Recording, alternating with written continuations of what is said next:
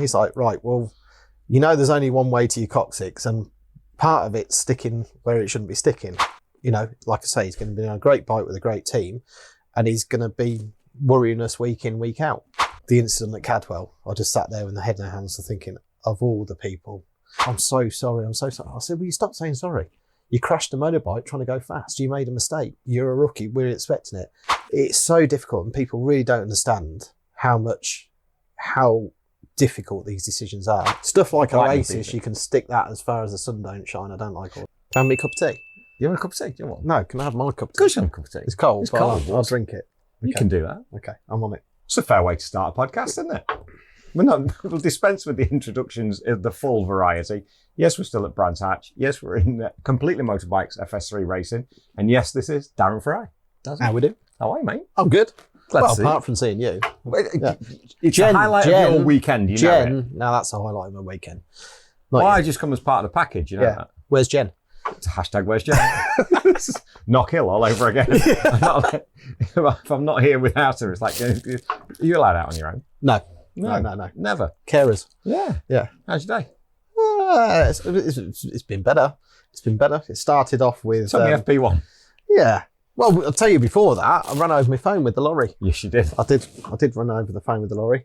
And then, no, FP1 was good, to be fair. And we had... it was nice because we had the guys from Completely Motorbikes in there today as well. Showing them around. Some of them had never even been to the racing before. So, and yeah, that didn't go too bad at all. FP2 was looking really good until Max decided to write a bike off, but no, it's all good. He's fine. Last lap, checker flag out, caught damp patch into clearways, which Spud Nesbitt had caught as well. And yeah, it was one of those crashes. Spud got away with a handlebar and a top fairing, and we got away with forks, swing arm, frame, wheels. Other than that, it's absolutely brand new. Engine's all right?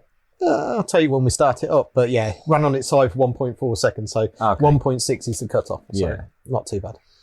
Well, I was going to ask you how the season's going so far, but we spoke to Lee Bob yesterday, and he was really complimentary of the team, of the difficulties that you've had this year, because it's not been a straightforward season.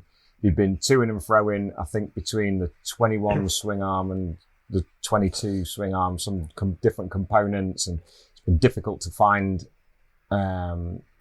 continuity on that, and bringing the rookie in as well. So tell me what it's been like from the gaffer seat.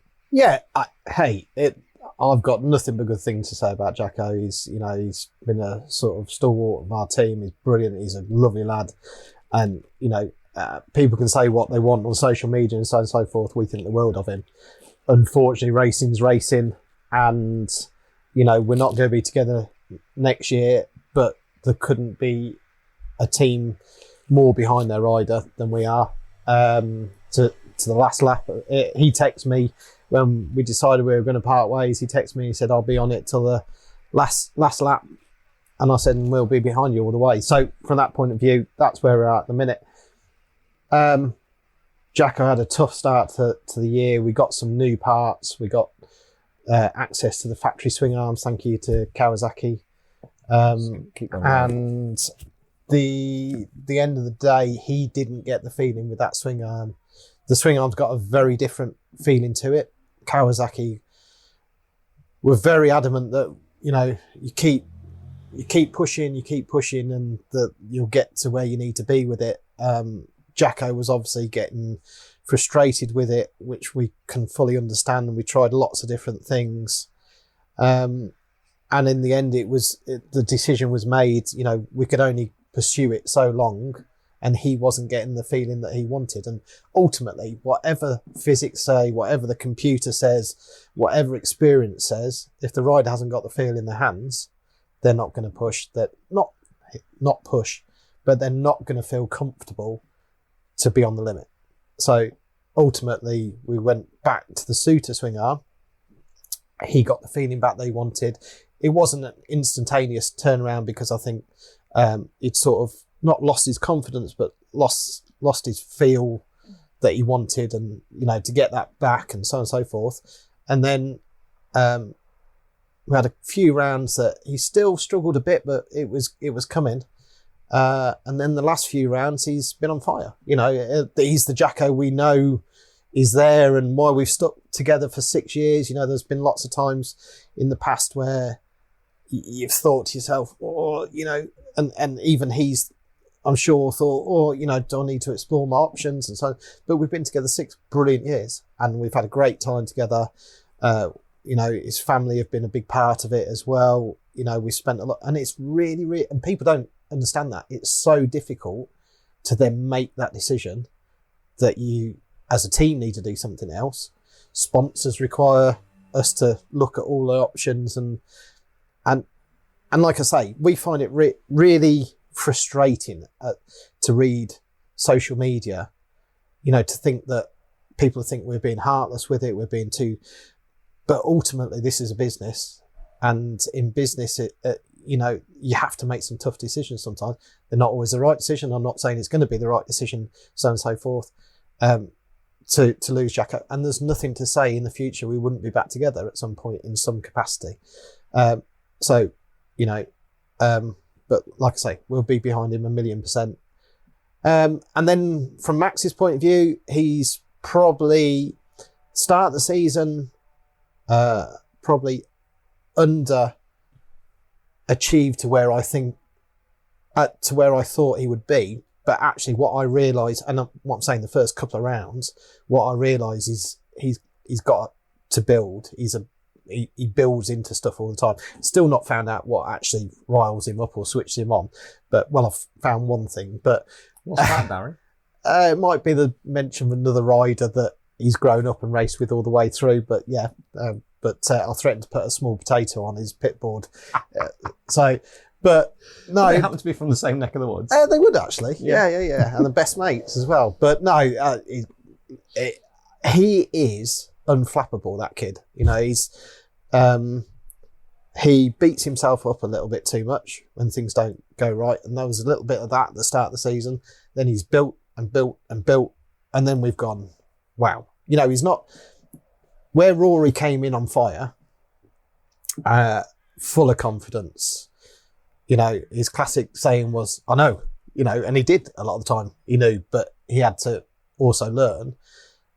Max has come at from different point of views, like, show me, let me learn, let me be a sponge. And he's needed a little bit of confidence building and so on and so forth. But once he's got it, look what he did at Thruxton. Okay, people can say it suited the Kawasaki, but he was the lead Kawasaki. So, in that last race, after he'd been knocked off, that was a big thing for me. The kids at the end of pit lane, having, been right at the sharp end. He's going to be on the podium.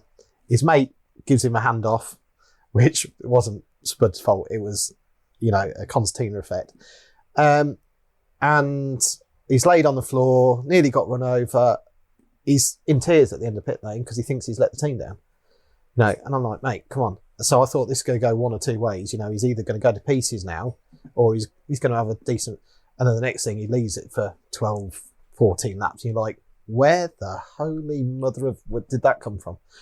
And he wasn't phased at all. He was like, yeah, I can do that. But by the same token, then maybe wasn't the best thing for him, because he was going to somewhere like Cadwell, which gives you a proper slap down, teaches you some manners and so on and so forth.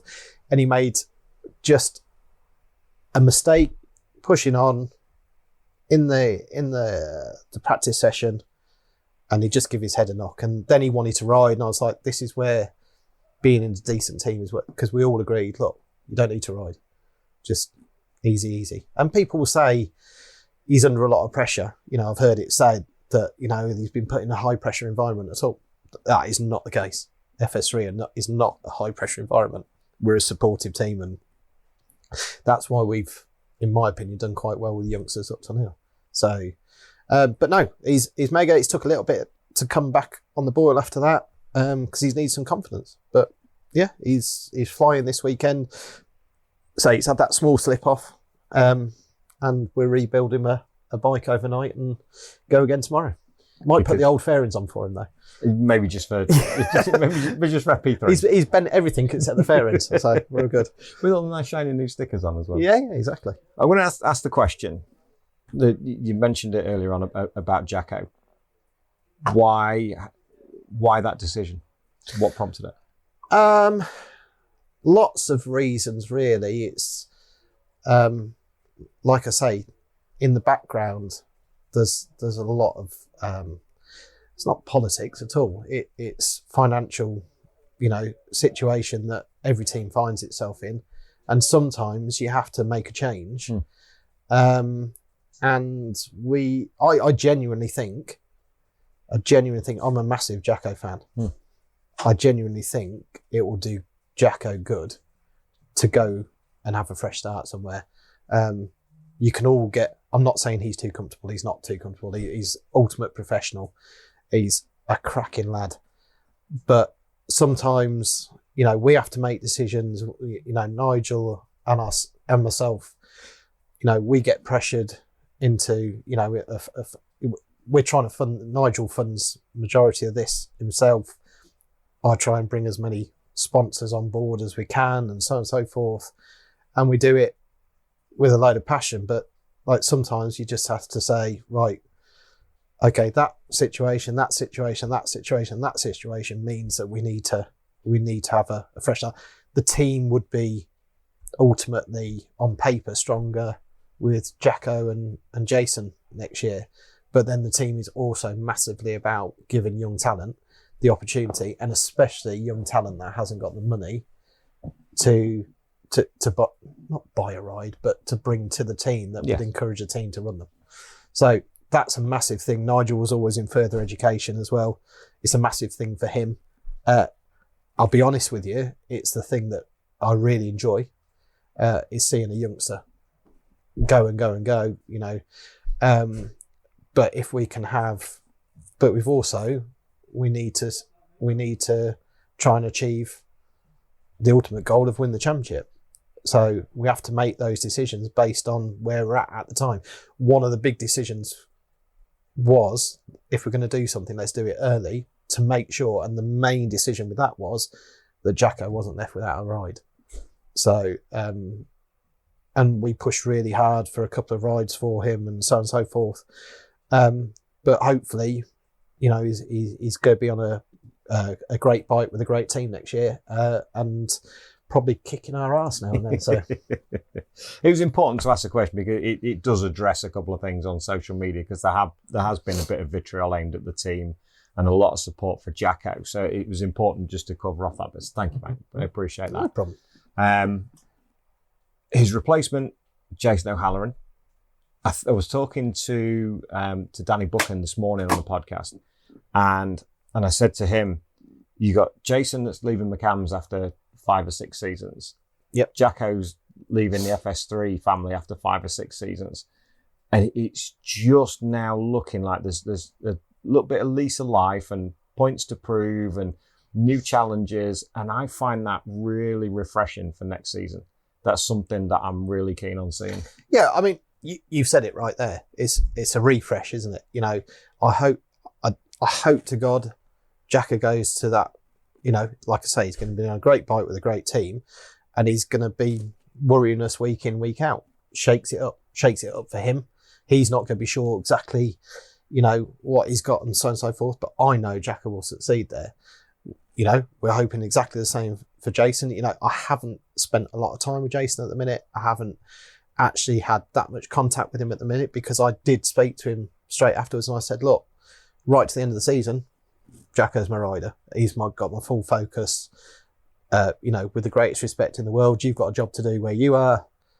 Once we get the season over and done with, and we're going to run at Donington next week, and give him a shakedown on the bike, then he'll be my rider. But the full focus has to stay with Jacko, and it will shake our team up a bit for the good. Jason's worked with Ian before, so they've got that relationship already. I've got a relationship to build with Jason, but I'm pretty sure that he understands that, my full focus will be on him as my rider, but until Jacko's not my rider, my full focus is on him. And so that's exactly the way it should be, and I wouldn't expect anything else from you.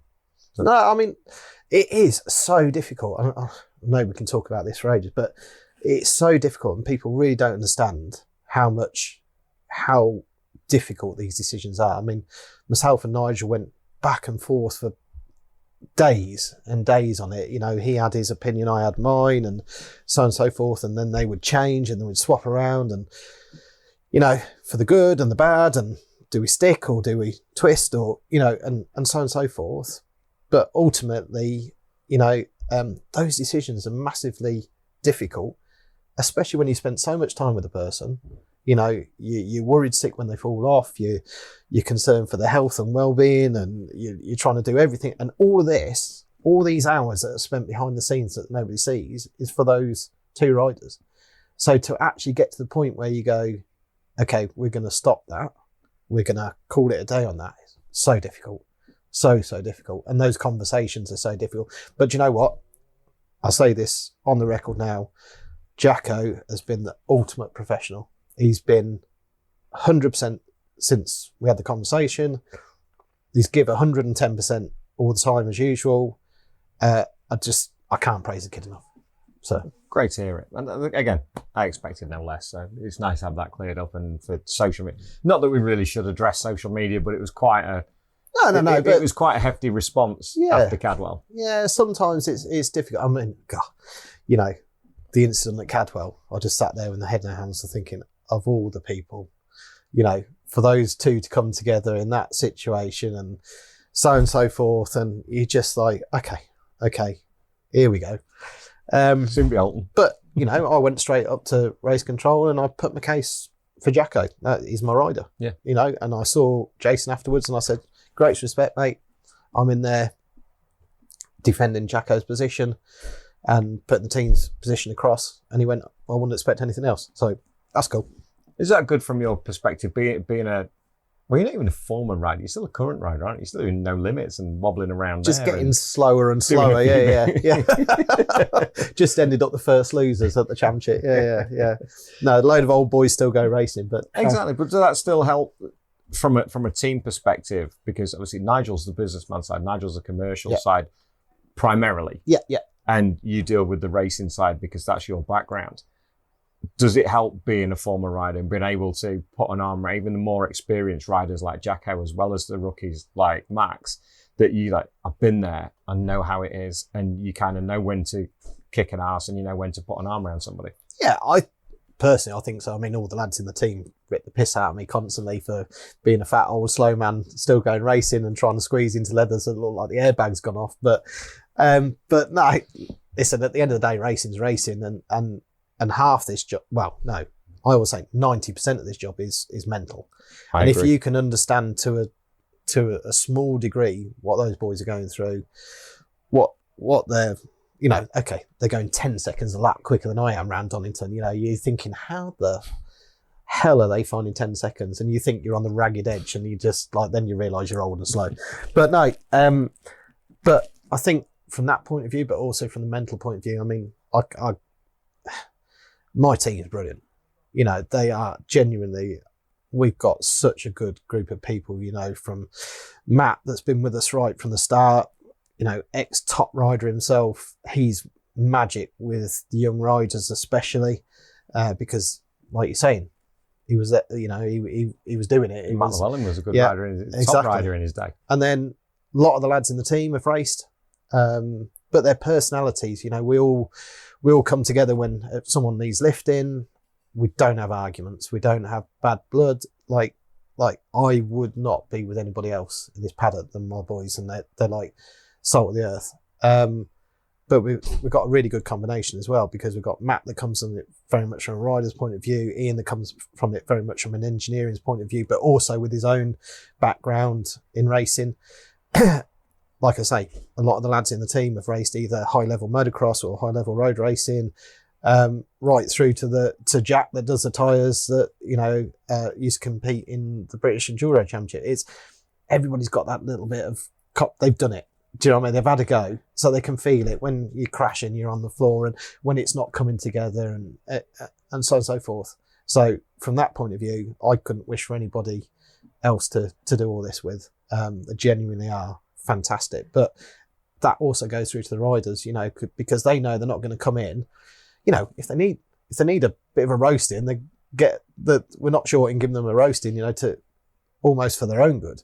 But by the same token, most of the time is spent lifting them, you know, saying, come on, you know, it's like I've just said to you, I've just come from downstairs and Max has just crashed in FP2, and the first thing is, I'm so sorry. I said, well, you stop saying sorry. You crashed a motorbike trying to go fast. You made a mistake. You're a rookie. We're expecting it. You know, it happens. Don't do it again. So it's expensive. But he, like, you could easily see him drop his shoulders now. Yeah. And ruin the weekend. Well, you know, at the end of the day, he's not hurt, and that's plastic and metal. Quite expensive plastic and metal, but it's plastic and metal.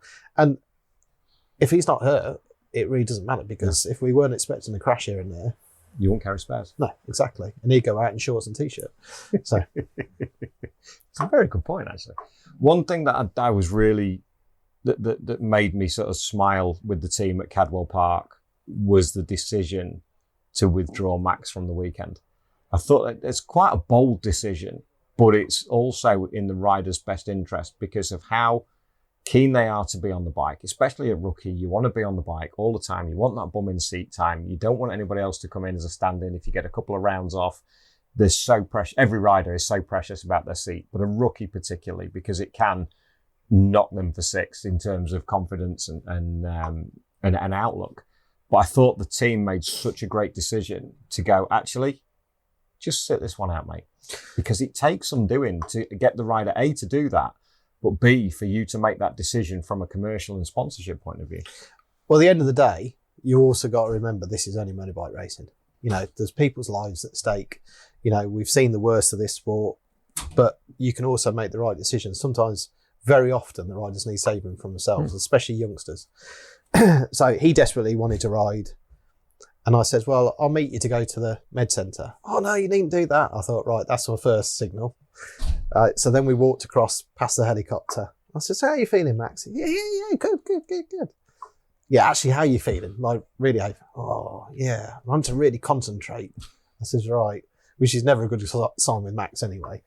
Beyond the concentration he already has. Yeah. And then, so we walked in, I just said in front of Heikki, and I've known her for a long time. She's known me for a long time. I said, I requested a concussion protocol test, which she was obviously happy to do.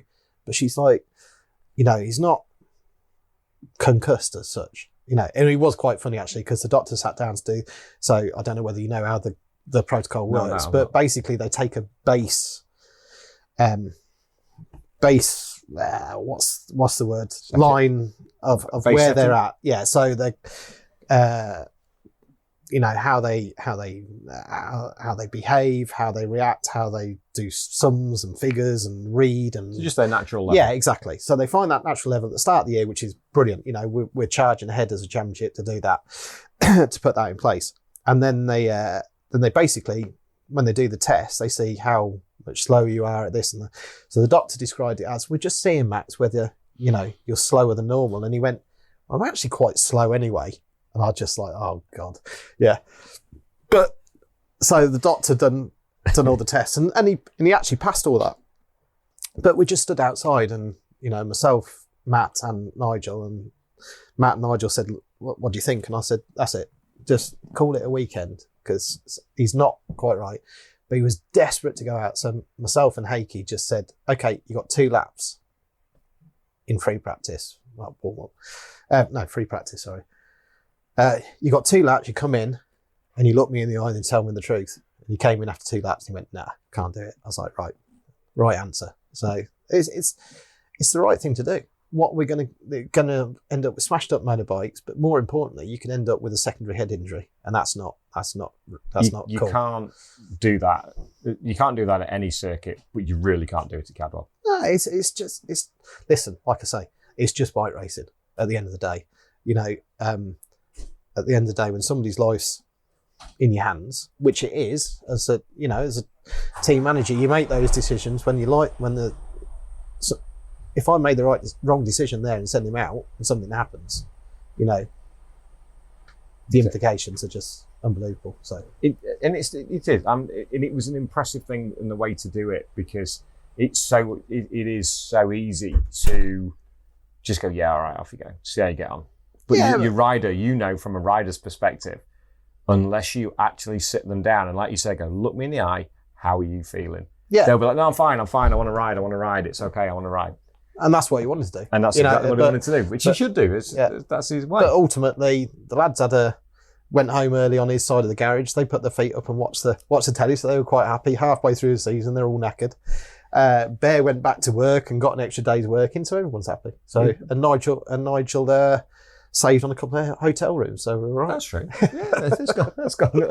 And tyres as well. As well. So when you head home after the weekend, what are your highlights for the season?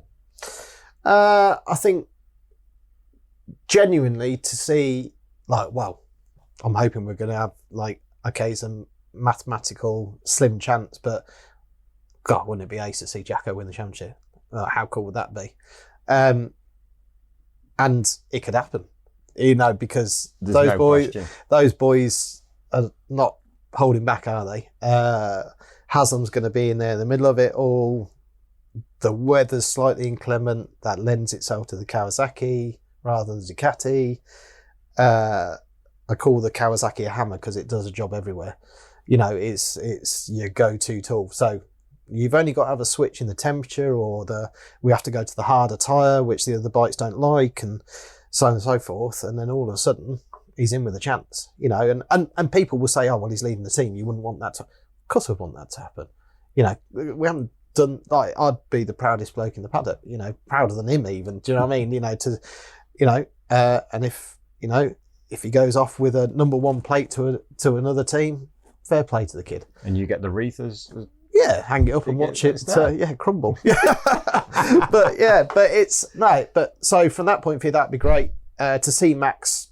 Really coming on strong, so on and so forth. I'm just genuinely dead proud to get through every year with the boys that I've got. We've got massive continuity in the team it'd just be nice to do another year where we're achieving a little bit more, and a little bit more, and a little bit more. And like I say, it's got to be the championship that will be the highlight if that happens, obviously. Excellent. That's what I expected, no less from that at all. When I spoke to Lee Hardy at Donington, we spoke about sponsorship and how difficult motorcycle racing is becoming in this modern world post-COVID and all the crap that came with it. New sponsors for this weekend in Completely Motorbikes for this weekend into 2024 and I guess beyond? Yeah, 24, 25. 24, 25 for 2 seasons. How did that come about? It's been Cheshire Mouldings all season. Cheshire Mouldings now to the side and stepping forward with Completely Motorbikes. Yeah, so basically John and Jackie from Cheshire Mouldings came on board and they've been brilliant, absolutely just the best people. Great people, great family. Very proud of their business and what they've achieved themselves. Massive motorbike fans. And they basically, we spoke to them halfway through the year and like we've always said, this is a year-to-year thing for myself and Nigel. At the end of the day, if we haven't got the money to run it, we are not going to be those people that just carry on and get ourselves in a sticky situation financially. So we were talking to Cheshire Mouldings about 24, and there was some question marks on the equipment we were going to run and what our thoughts were going forward. There was some question marks for them about how the financial situation for themselves would be post-COVID, and the difficulties that everybody's going to experience in business. They've got such a strong business and such a forward-thinking business that they will always be amazing. But it's no, you've got to think about all these things in business, otherwise you'd be pretty stupid anyway. And they are certainly not that. And they'd made a commitment to the KRT team for 24-25, and ultimately it was a time where they were thinking about what they were doing, but we were also a critical point for the 24 season. We had to make a decision going forward. Then ultimately Rob approached us. I've known Rob for 3 or 4 years now, local business to us, well, with the big Hinckley setup that they've got. James and George, fantastic lads of his that run it as well. And he basically said, look, I want to be a title sponsor. I've got a couple of options. What are you guys doing? It would fit very well with all the Kawasaki dealerships I have. It would fit very well with the image that we've got, you know, down to the logo and so on and so forth. And we really want to do something with you. We like you as people, and, you know, vice versa, and so on and so forth. So anyway, cut a long story short, we approached John and Jackie and basically said, look, you know, we've got a very short period of time because Rob needed to make a decision in which direction he was going to go. And John and Jackie were fully supportive of the fact that, you know, we had to make a decision, and they were more than happy for us to go down that route. They were still at a point where they were, you know, still looking at all their options and so on and so forth. But no, so, you know, John sent me a congratulations note that's how we are. Just to say, fantastic news that you got the new sponsor. Hope we've helped you on your journey and so on and so forth. So that's all ended very amicably. And Completely Motorbikes are very enthusiastic. Obviously they want to promote their, you know, they've got sort of several dealers across the Gloucestershire area, but they've also got dealers in the Midlands and so on and so forth, and looking to expand in further, and their motor group as well. And this is a perfect sort of arena to showcase that and get the name out there. And the big thing is for the big TV audience that we've got now is to be able to it be called Completely Motorbikes Kawasaki, because ultimately it's the name out there. Yes, the green bike on the side of on the leathers and on the bike and so on and so forth, but it's the dealerships and, you know, the group being spoken about on TV that's got the big hits. I'm looking forward to seeing how that relationship develops and how it becomes with the new rider, with Max becoming more and more confident and stronger in the championship. I think it's going to be a great match for that. So thank you. Well, the thing is as well, you know, Jason coming to us as well has bought another sponsor with him, AGN Steel Stocks, which were involved with Tim Neve originally, went into McCann's Yamaha. Yeah. And he's also come on board with us for next year. And he's a great guy as well. Alan's like full of fun, loves motorbikes and beer, he tells me. So that's the main thing. But another highly successful business, another really enthusiastic motorcycle fan. So one of the big things is we want to have a lot of fun doing this, because ultimately Nigel's spending a lot of his own personal wealth. I'm spending a lot of my own personal time and whatever I can put into it, physically and financially. But ultimately, we're big motorbike fans, big race fans, and we want to have some fun and go racing. And I think the thing with Alan and Rob as well that we'll find is that we're going to have some fun as well. And we've had great fun with John and Jackie. So to carry that on, that feeling of, you know, let's put a smile on our face, and that gets you through the tough times. So if you've got great people like that behind you, it makes it a lot easier. Do you take energy from them as well? Oh, yeah, from massively. What they do, does that help you in what you're doing as well, and as part of the team? And when somebody comes in as an enthusiastic supporter financially of the team as well as sportingly? Yeah, definitely, because the last thing you need when you're down and you've had a bad weekend is a phone call from a sponsor telling you that he thinks you've had a bad weekend and you should be really ashamed of yourselves. Thanks for reminding me. Yeah, for the money he's put in, which, you know, I think as race teams, we've all experienced that in the past, which doesn't do anybody any good. So when you've got people that understand racing and they understand, the highs and the lows, and it is a massive, more than anybody, it's like a massive high and a massive low. And sometimes you do drive back from the track and think, what the hell am I doing?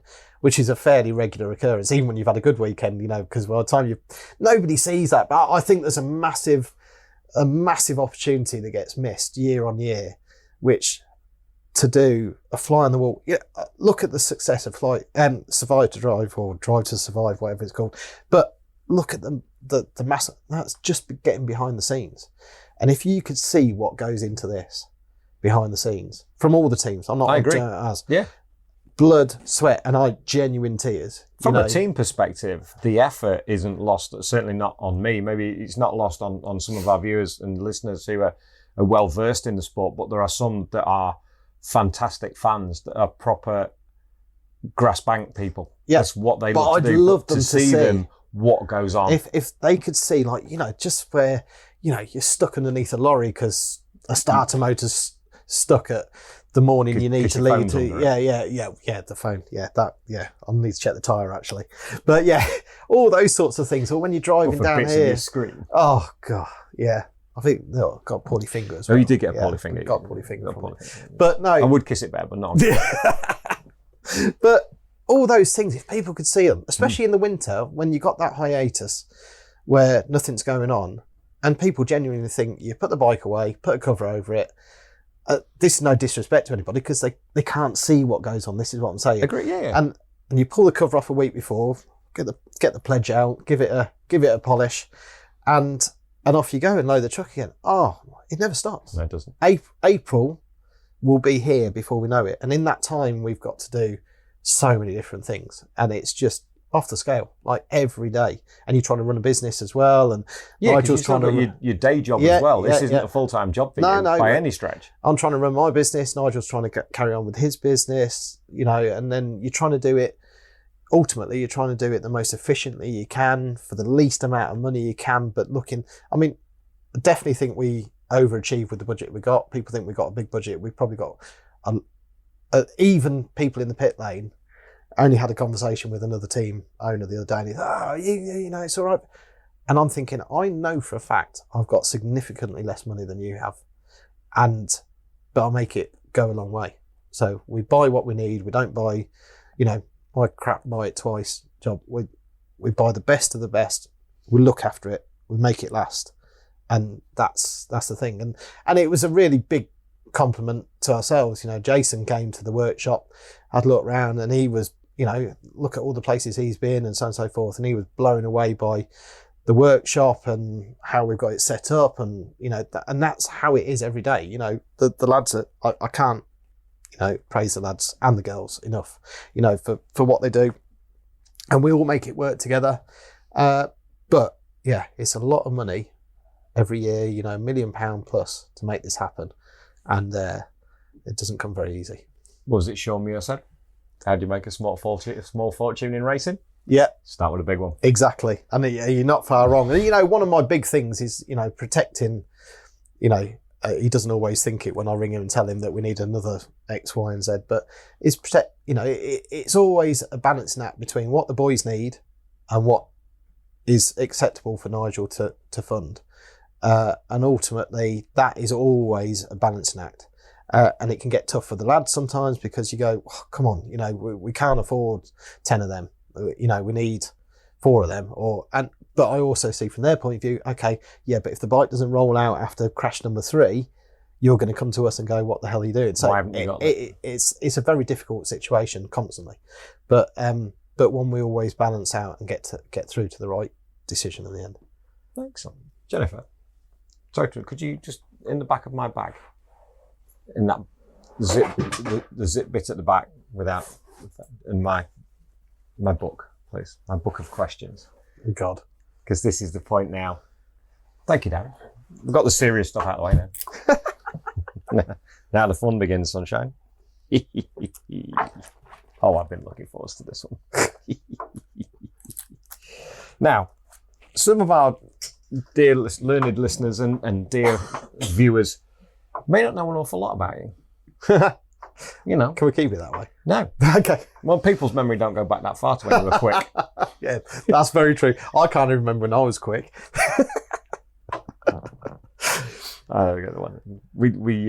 One of the highlights of a race weekend is spending time with Darren. We do have a good time, don't we? We try to. We try and have a good time, and genuinely about the smiling and how to go racing is the prime example of how to go racing. Darren and the team, they're absolutely superb. We worked together last year, didn't we? Because it was shared hospitality, and we've kept in touch pretty much all through this season. So it's been good fun. So yeah, when you see the boys on circuit, give them an extra wave. It's a very well run team, and Darren's all right. Nigel's better, but Darren's all right. He's much better. Kirsty, yes, both Kirstys are best. Mate, give me a number between 1 and 27. I'm going to do the race number thing. Most people do. 5. Tell me one thing about you that nobody else knows.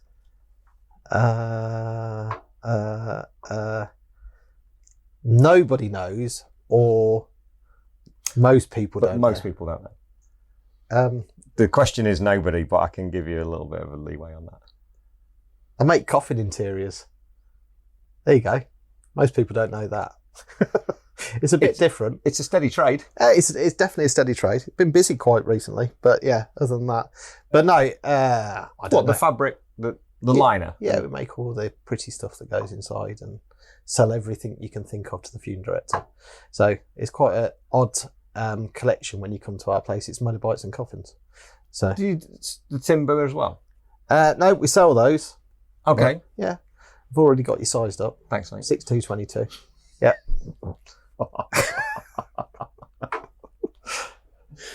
I can't remember what film it was on. It was either a film or a series, and he was an undertaker. No, you're not an undertaker, but he was just sizing people up by that.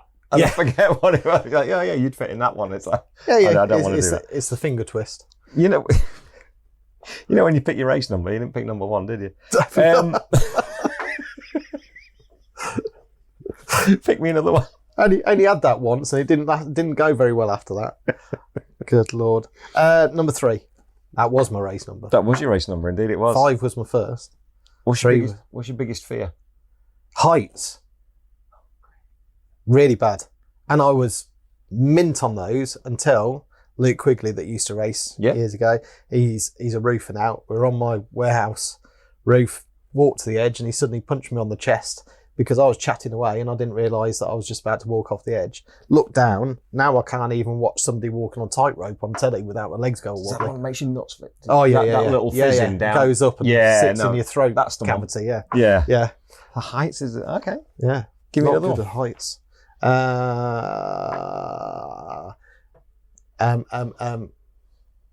14. There you go, Jacko's number. Again, it's a popular number, that. I think this is the 5th time this weekend we've got it.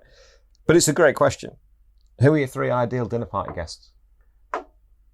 I'm going to get deep and meaningful here. Do it.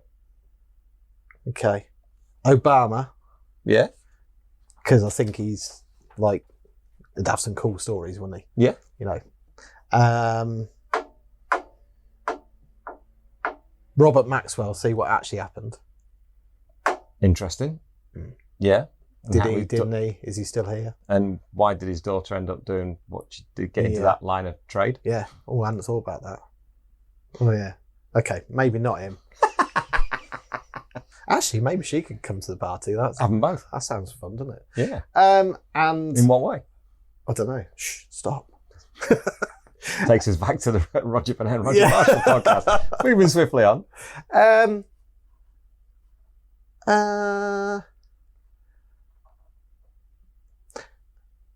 I'm going to go for 2 more, not 1 more. Yeah, you can, yeah. And this is going to sound really corny.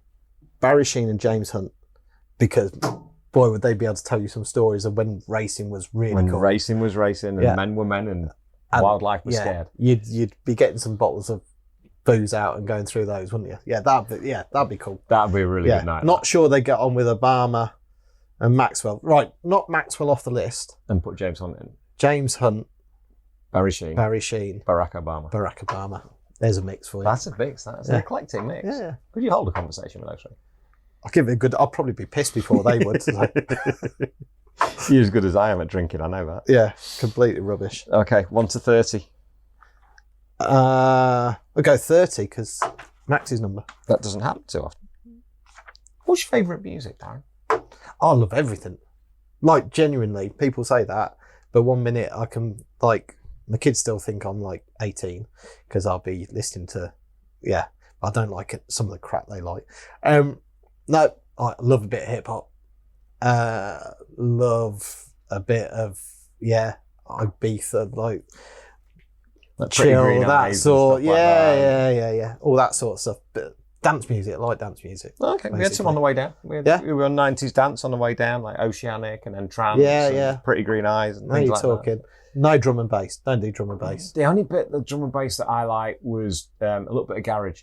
Really? Yeah, a little bit of Artful Dodger. No, just a couple of their songs I just quite like. Stuff like Oasis, you can stick that as far as the sun don't shine. I don't like all that. Anyway, thank you very much, ladies and gentlemen. That's it for today. I knew you'd say that. I do like the 90s. I do like the rock. And I have that thing where it's lead singer, bass guitar, lead guitar, keyboard player, drummer. Really? Proper 5-piece band, yeah. But I do like the electronic dance music. But then I was into The Cure at one point. See, big time. Big Friday. Country. Are you in love? Yeah, I am. Excellent. Who else? Big Country. Stu Adamson. God bless him. Had that conversation with a friend of mine the other day. Sadly no longer with us, but the music lives on. So Big Country. There you go. Notes from a Big Country. Was that the album? I'll have to sing it and I'm not doing that. So close. So close. Give me another one, Dazzler. Number 1. What's your most embarrassing moment? Oh, Jesus. I've got a few of those. I've had, genuinely, I can't, I don't know where to start with that. I've had a few. There you go. So, 2010, I won the Ducati Cup, first year of that. So I used to race for JHP Ducati. Rick Hackett, one of my great mates. And he used to turn out a bike like a mini super bike. It was absolutely stunning. He'd spend the whole winter on the thing. So won it in 2010. Then the Evo bike came out. So he built a brand new bike. We came to Brands Hatch, round 1. So I'm sitting there and in qualifying, I could see the big screen and I'm like P3, P2, P5, P4. And then I could see myself going quicker and quicker. And on the last lap of qualifying, I come out, started catching a back marker, coming down through clearways. I thought, right, I'm going to use the draft of him. We're going to be on pole here. Got him right behind him, and he missed a gear. Clipped the back of him, sent me to the moon. Landed in the gravel. Couldn't feel my legs first time, and hopefully last time. Horrible feeling. All of a sudden, that came back. So Toby, that used to be the lead doctor here, with his big hat on, so on and so forth. He, I went to the med centre. I think I was all strapped down, and he's like, "They said you couldn't feel your legs." I said, "Yeah, but I can feel everything now." He'd done the pin test and whatever, and he went, "Right, got to tell you, you broke your coccyx." I said, "Okay." He said, "In 7 places." I was like, "Oh wow!" And he said, "Do you want to ride tomorrow?" I was like, "Well, yeah, of course I do." And he's like, "Right, well, you know, there's only one way to your coccyx, and part of it's sticking where it shouldn't be sticking." I was like, "Oh my God, great." So, so he said, just while we're on the subject as well, for ultimate embarrassment, he says, "We've got trainees here this weekend. Do you mind if they observe?" And I was like, "Oh, in for a penny, in for a pound. Go on, crack on." So on comes the glove. Anyway, and I could hear people speaking behind me, and all of a sudden, when he'd finished poking me, rearranging, checking things out with one digit, and a runner, and and I turned over, and they got about 6. It was like a comedy show. Got about 6 girls that must have been from Sweden, all about 22, 23, looking at my ass with his finger up it. And I'm like, oh my God. So it went bright red, and I thought, right, I'm in a load of pain here. Just, suck it up, sunshine. Anyway, got back to the truck, and the lads are trying to straighten the bike out, and it's all bent and so on and so forth. And we set one fork lower than the other to try and compensate for the bent frame and this, that, and the other. And they were doing all that already because we were out in about 2 hours. Anyway, so I went to take my leathers off, and I realised they were full of what they shouldn't be full of. I was like, what is that smell? And one of the lads looked at me, he's like, mate, you've shit yourself. I was like, oh, don't. I was like, shit yourself. Well, I haven't felt this at all. So there I go, scared to death, goes back to the med centre. I said, Toby, can I have a word? He said, yeah, of course I can. Look, I said, it's really embarrassing, but I got back to the van, took my leathers off, and I haven't felt it, but, I've shit myself. And I said, I must have lost the feeling there. And he was like, oh, no, you shit yourself when you're in here. I was like, you're kidding me. So not only had all these girls seen me with his finger up my backside, but I was also covered in shit as well. So that is probably my most embarrassing moment, yeah. We are never going to top that, ever. I'm taking that question out because that's never going to be topped. Darren Fry, congratulations, you win. What question was it? I can remember what number. I've even lost number one. 1. Oh, it was, yeah. Number I'm taking 1. Question number 1 out now because that's it. You've won question number 1. Oh, I'll never live that one down. You not now. You won't. First you fired Jacko, and now you shit yourself in your leathers. Oh no, Brilliant. I'm not having a good year, am I? Good lord. Give me one more. 7. Baz's number. Baz's number. What's the one item you can't live without?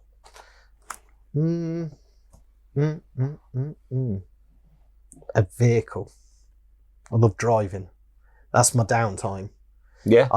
If I get in a car or the truck or whatever, and everybody gives me loads of grief, what are you driving there for? What are you driving? I love a road trip. So to me, like, I can work all the hours under the sun. I can do all of this. I can get stressed out to hell. And the lads give me grief for driving the truck here and so on and so forth. But you get in there, you either have some music on, podcast, or just sit in silence. And you go down to Spain for testing, or, up to Knockhill or down to here and whatever. And suddenly you can just download your brain, and you get here and you think, so you should be really tired from driving all the way, but I actually get there and I'm such a better person for it. And just to get away on my own, just in peace and quiet. And I just think, what's it say? It's a bit like racing a bike. It focuses your mind. You can't think about too much when, you can download your brain. And it's the same when you jump on a motorbike and, at those no limits endurance championship that we do, you're on the bike 45, 50 minutes and you just, you can't let your mind wander. So you can't think of anything else. So all the problems and the worries go away. So yeah, a vehicle. You'd be telling me that you listen to our podcast when you're driving. But talking to Lee Hardy, you can tell me that you listen to our podcast. I did listen to that on the way down, actually. Thank you, mate. Thank you. I was making sure. Yeah. And I went out for dinner with him the other night. Oh, you did as well. And he said nice things about you. That's very kind of him. Yeah. Very kind of him. Yeah. He's, I've, like yourself, I've got a lot of time for Lee. I've known him a long time. It was nice to be able to have him tell his story, and which is why I wanted you on as well, because I know that you're in the same sport, but you face kind of sometimes different obstacles with different riders, 2 bikes versus 1, and funding. Yourself and Nigel do it together. Lee does it on his own. It's a little bit, but there's so many similarities as well. Yeah. And that's a bit. Lee was saying he got in the truck at Swaffham and had absolutely nothing. And he said nothing on the radio until he got to. Nobody'd want to see me and him with nothing on, but no, I'm exactly the same. It's like, you drive up, you get north of Preston, everywhere starts to get beautiful, and you just sit there and you just think. And I had a blowout at Berwick on the way out up there, and I eventually went across the bridge Edinburgh, and at 4:30 in the morning with the sun coming up, and I genuinely thought I was the luckiest guy alive. It was like stunningly beautiful, and the blowout was the blowout, and you just get on with things, and you just, by the time I got to Knockout, I was knackered, but it was just, I downloaded my brain.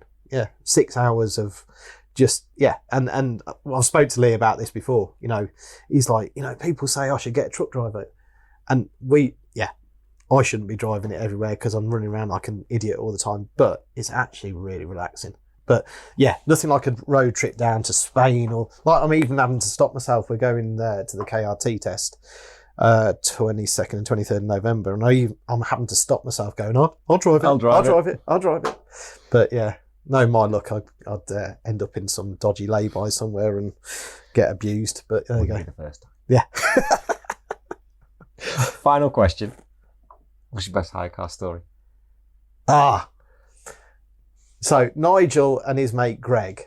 So Nigel's always been, since I've been doing the Ducati Cup, he was the sponsor of the team. And we always sort of said, once I stopped racing, we ought to start, have a go, do something, so on and so forth. Anyway, so he always had a partner in crime called Greg, who's actually going to be here tomorrow, and he's his mate, he's a builder. He's got the most beautiful teeth ever. But so Greg's hilarious, and he's an absolute nut job. Like in a car, I always remember being in the car with him and Marty Nutt, and Marty saying if it drops below 30, I'm jumping. So, and he was the colour of our bikes at that point. He was green all through these back roads in Spain. Anyway, and so they're complete and utter idiots when they're together. They like revert back to being 5, and there was Lloyd's British used to be a sponsor. Yes, quite a big sponsor. GB Moto. Yeah, and the guy from there, he used to come and do track days with us, and he ended up running his own track days and so on and so forth. Anyway, so Greg always used to have this thing where you say you've always got to get the full waiver, because you can do anything to them when you get the full waiver. So we always used to pay a fortune because they knew what was coming, didn't they? And I'd be like, shit. I said, we'll get our own hire car. He's like, no, you jump in here. I've got the full waiver. And you're like, oh, God. Anyway, so we were testing up at Almeria when I was racing Ducatis, and Nigel and Greg would go round and round and round and round on their bikes all day long. And so we jumped in the hire car on the way back, and the guy from Lloyd's British, he was in his, and Greg said to him, you got the full waiver? Like this. He went, what do you mean? He said, on the insurance. He went, well, not that shit a driver. And I thought, oh no, I know what's coming. Yeah, so we're going down, I don't know whether you've ever been down to Mahaka there. No. So it's about a 40-minute drive all down where the quarry lorries go. Really twisted road. And again, Craig Curry's with us, and he's nearly throwing up and so on and so forth in the back. And I'm just holding on for grin death thinking, I've ridden a race bike all day and I'm going to die in here again. Anyway, so we get down to Mahaka, and there's a couple of roundabouts there. And anyway, Greg starts slowing it down, and the guy from Lloyd's, he's been trying to catch us all the way because Greg's handy in the car, gets this roundabout, stop, and I think, what's he stop for? And I see him looking in the mirror, and he got within about, I don't know, 50 yards of us, and Greg just put it in reverse, and he just bang like this, and I'm just like, I turn round, like, and I can see the guys in the car, the bonnet's gone, the bumper's gone, everything. Ours is all hanging off. And I went, what the And he goes, he ain't got the full waiver, has he? Like this, we have. So drove off. And that was it. And I was just like, oh my God, this bloke came in. He was revving. He wanted to smash Greg. Well, you wouldn't have a chance of smashing Greg's face in, but he wanted to rip his head off. He went, mate, if you're tight and you can't afford the full waiver, it's one of them things. He said it slipped into reverse and my foot went on the accelerator. He said it's one of those things. And he said, and ultimately, you hit us from behind, so it's your fault. So yeah, so that's the best hire car story. Yeah, but yeah. Don't hang around with Greg and Nigel in a hire car. I think, I'll not be going that anytime soon, mate. Not a chance.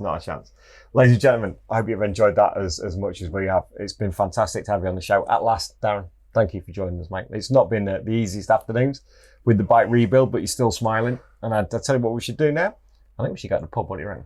Sounds like a plan. Let's go. Let's do it. Ladies and gentlemen, Darren Fry. Cheers, mate. Thanks, mate.